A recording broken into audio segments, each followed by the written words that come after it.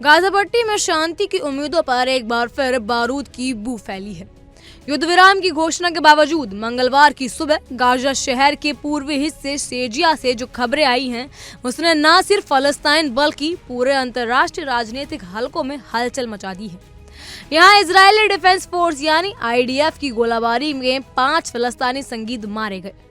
घटना तब हुई जब ये संगीत उस पीली रेखा को पार कर गए तो युद्ध विराम समझौते के तहत एक तय सीमा मानी जा रही थी। IDF के मुताबिक जब संगीत सेना के बहुत करीब पहुंच गए और चेतावनी के बावजूद पीछे नहीं हटे, तब सुरक्षा खतरे को भांपते हुए फायरिंग की गई। इस पूरी कार्रवाई को सेना ने सुरक्षा के नजरिए से उचित बताया और उन रिपोर्ट्स को खारिज कर दिया जिनमें कहा जाता था कि संगीतों ने किसी इजरायली सैन्य शिविर में घुसपैठ की थी। एक और रिपोर्ट है जो यही कहती है कि IDF ने किसी भी तरह की सैन्य अतिक्रमण की बात को सिरे से नकार दिया है। सेना के मुताबिक ये ऑपरेशन पूरी तरह से सीमाई सुरक्षा के तहत किया गया और इसका मकसद किसी भी संभावित हमले से पहले खतरे को खत्म करना था। इस पूरे घटनाक्रम के बाद गाजा में हालात और तनावपूर्ण हो गए हैं। डर का माहौल है और IDF ने साफ कर दिया है कि नागरिक निर्देशों का पालन करें और सेना के करीब जाने से परहेज करें। गौरतलब है कि शेजिया वही इलाका है जो पहले भी इजरायली सैन्य कार्रवाई का केंद्र रह चुका है।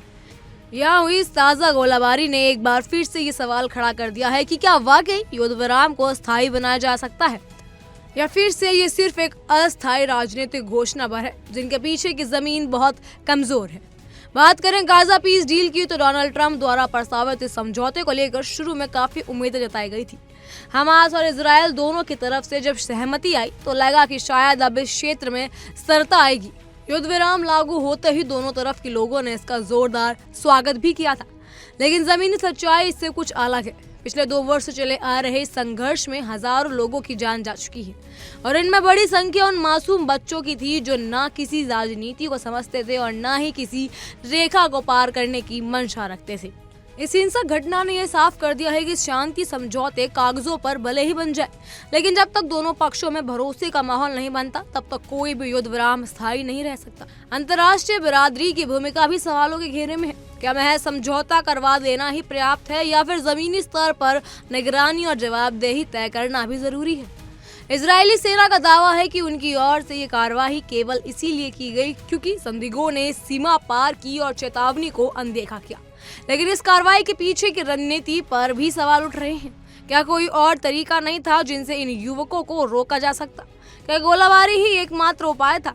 इन सवालों के जवाब अभी तक सामने नहीं आए हैं, लेकिन जो सामने आया है वो गाजा की सड़कों पर पसरा सन्नाटा, लोगों की आंखों में फैली दहशत और उन माओं का विलाप है जिन्होंने अपने बच्चों को हमेशा के लिए खो दिया है।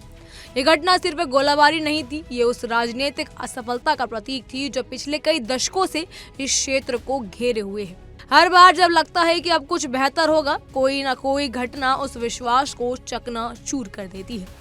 सीमाएं रेखाएं सिर्फ नक्शों पर नहीं होती, वो लोगों के दिलों में भी खींची जाती है और जब किसी इलाके में गोलियों की आवाज शांति के हर प्रयास को कुचल दे तो जिम्मेदारी सिर्फ एक पक्ष की नहीं होती, वो अंतर्राष्ट्रीय नेतृत्व, स्थानीय शासन और उन सभी लोगों की सामूहिक नाकामी होती है जो युद्ध से ज्यादा राजनीति में रुचि रखते हैं। इस पर आपका क्या कहना है हमें कमेंट सेक्शन में जरूर बताइएगा। फिलहाल के लिए इतना ही। तमाम खबरों के लिए फॉलो कीजिए इंडिया डेली को।